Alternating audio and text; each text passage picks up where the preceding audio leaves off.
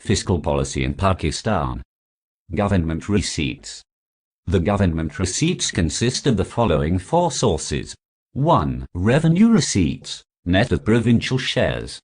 In Pakistan, the heavy dependence is upon revenue receipts. About 65 to 70% of the revenue is estimated to be drawn from revenue receipts.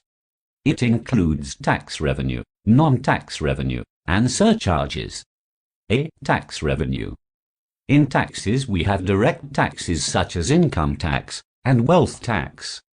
Indirect taxes such as central excise, sales tax, and custom duty. Direct tax comprises about 70% of Pakistan's total tax revenue. B. Non-tax revenue. It includes income from government property and enterprises and receipts from civil administration and other functions. C. Surcharges.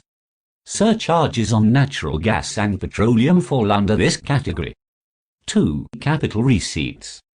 Capital receipts include external borrowing and internal non-bank borrowings consisting of unfunded debt, public debt, treasury and deposit receipts besides the revenue account surplus and the surplus generated by public sector, etc.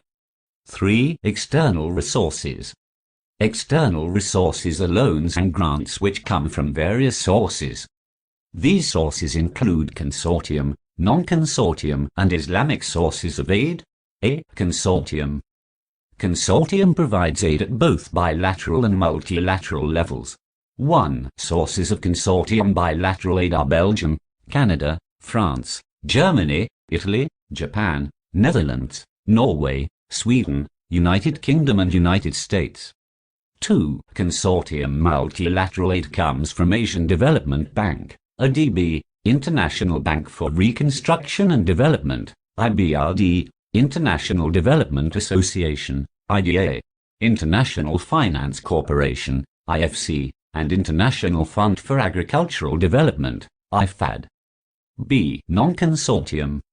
Non-consortium sources of loans and grants mostly provide bilateral aid. These include Australia, China, Czech Republic, Denmark, Finland, Romania, Switzerland, Russia and Yugoslavia. C. Islamic aid. Bilateral aid from Islamic countries come from Saudi Arabia, Kuwait, Qatar, United Arab Emirates, Turkey, Lebanon, Libya and Iran. While multilateral Islamic sources of aid are OPEC Fund and IDB. Loans and grants received by Pakistan can be classified into project and non-project aid. Non-project aid can be further decomposed into food, non-food, BOP and relief aid. 4. Self-financing by autonomous bodies. This is actually the surplus left after meeting all the expenses of these bodies. This surplus is available to government for revenue and development expenditures. Government expenditure. Government expenditure is classified into current expenditure and development expenditure. 1. Current expenditure. It comprises mainly debt servicing, defense, general administration, social services, law and order, subsidies, community services, economic services, grants to Azad Jammu and Kashmir, railway and others. 2. Development expenditure. Public Sector Development Program, PSDP, is another name given to government's development expenditure.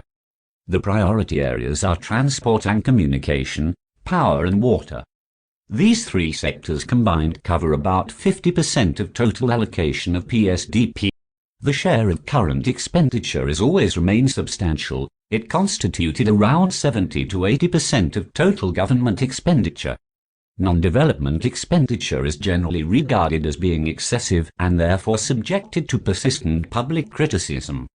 With sharp increase in population, constant threat from the enemies and increasing cost of corruption, non-development expenditure is subjected to a rising trend which could only be controlled by rapid economic development. On the other hand, negligence of non-development expenditure may result into ill-equipped and understaffed hospitals, dispensaries and educational institutes, and arrears in maintenance of roads, dams, bridges, electricity and forests. Non-development expenditure should be economically managed in order to ensure the economic development of Pakistan. There are 6 major heads of current expenditure of Federal Government of Pakistan. 1. Defence. 2. Debt servicing. 3. Subsidies and grants. 4. General administrative. 5. Social services. And 6. Others. Tax structure of Pakistan. 1. The narrow base enigma has been a base in Pakistan's tax structure from the beginning. 2. In 1987, when population of the country was more than 100 million, the total number of taxpayer was just over 1 million.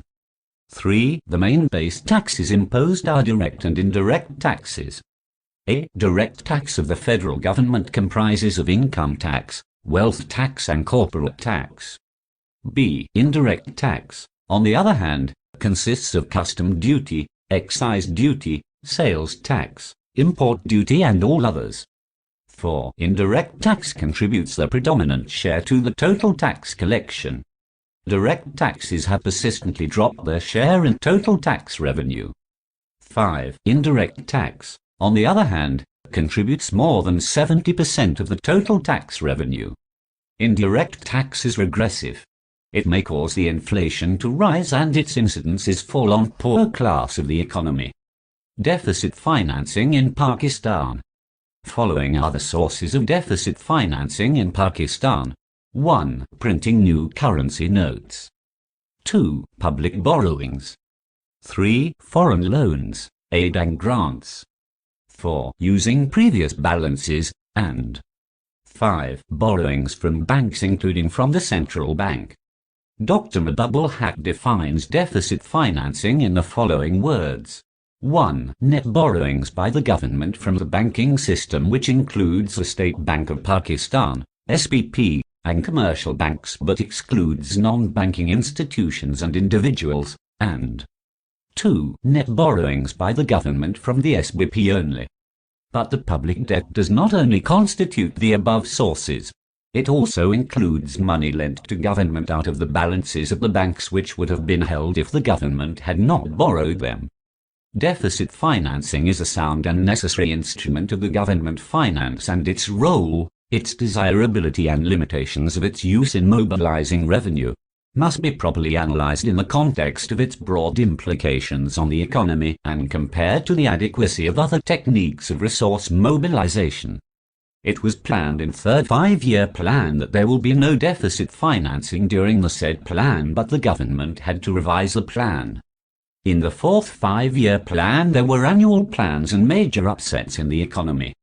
In the fifth and sixth 5-year plans, though there were very large amounts of foreign remittances, but there was not remarkable reduction in deficit financing. A well-managed deficit financing could be a key to greater economic achievements, especially for a less developed country. A wise finance minister has to keep an eye on all the factors of the economic development and spend the public fund in the manner that is most beneficial to the nation.